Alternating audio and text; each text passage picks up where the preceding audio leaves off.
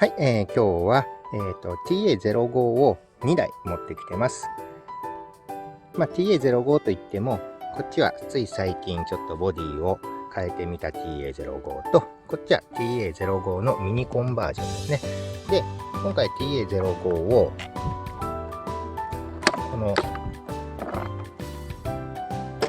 れね、見た目わかんないんですけど、フロントワンウェイというものにしてみました。フロントワンウェイっていうのはもう結構昔には流行ったものにはなるんですけど、今更ながら改めてせっかくつけたので動画にしようと思います。は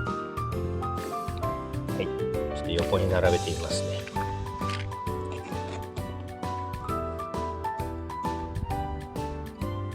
こんな感じですね。当然ながらちっちゃい方がミニコンバージョンですね。で、バルクヘッドとかそのあたりはもう全部共通なので、よく似た形状にはなってます。で、フロントワンウェイなので、どういう感じなのか。アクセルを入れると前に動いて、ただフロントだけは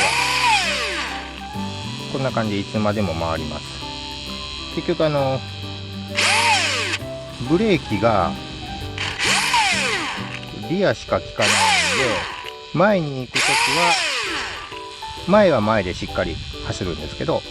ブレーキはリアしか効かないようになってます。なんでフロントがいつまでも回り続け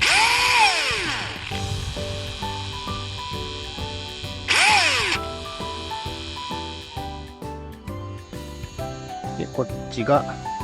TA05 の通常の4駆。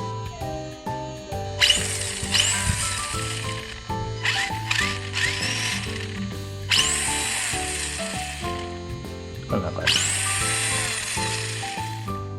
はい。じゃあこれでちょっと遊んでみようと思います。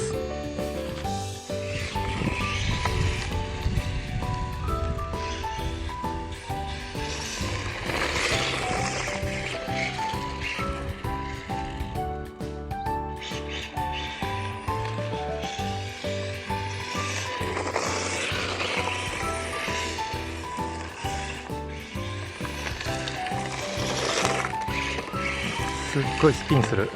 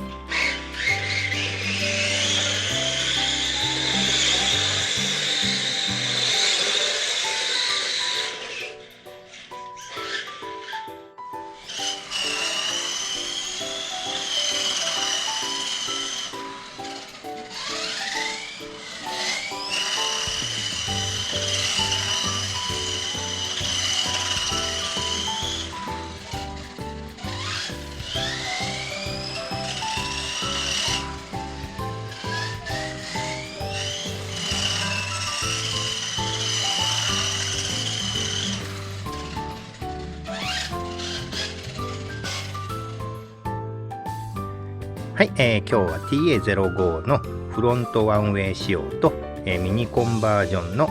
仕様で走らせてみました。フロントワンウェイの挙動の方は、こんな感じになったんですけれど、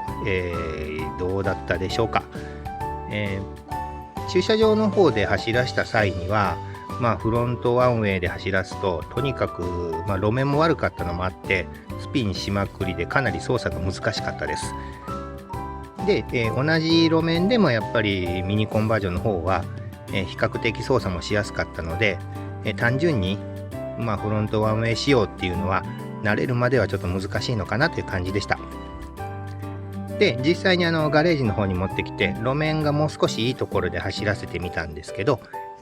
カーブ、何回かくるくる回ってカーブ中にアクセルを抜いたらどんな動きになるかもちょっと試してみました。動画の方では見ての通りだったんですけど、アクセル抜くと、くるっと回るような挙動になりましたし、ミニコンバージョンの方ではアクセルを抜くとゆっくりと、回るっていうような感じの動きになってたように思います。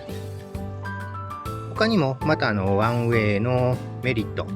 もちろんデメリットもあると思うんですけど、トップスピードが上がったりいろいろなメリットもあるみたいなので、また今度はコースの方に持って出てまた試してみたいなとは思います。それでは本日の動画は以上となります。また今後もラジコンの動画や自分の興味の持ったことや気になったことはどんどん動画にしていこうと思いますので、よければいいねボタン、チャンネル登録もよろしくお願いします。それでは最後までご視聴いただきありがとうございました。失礼いたします。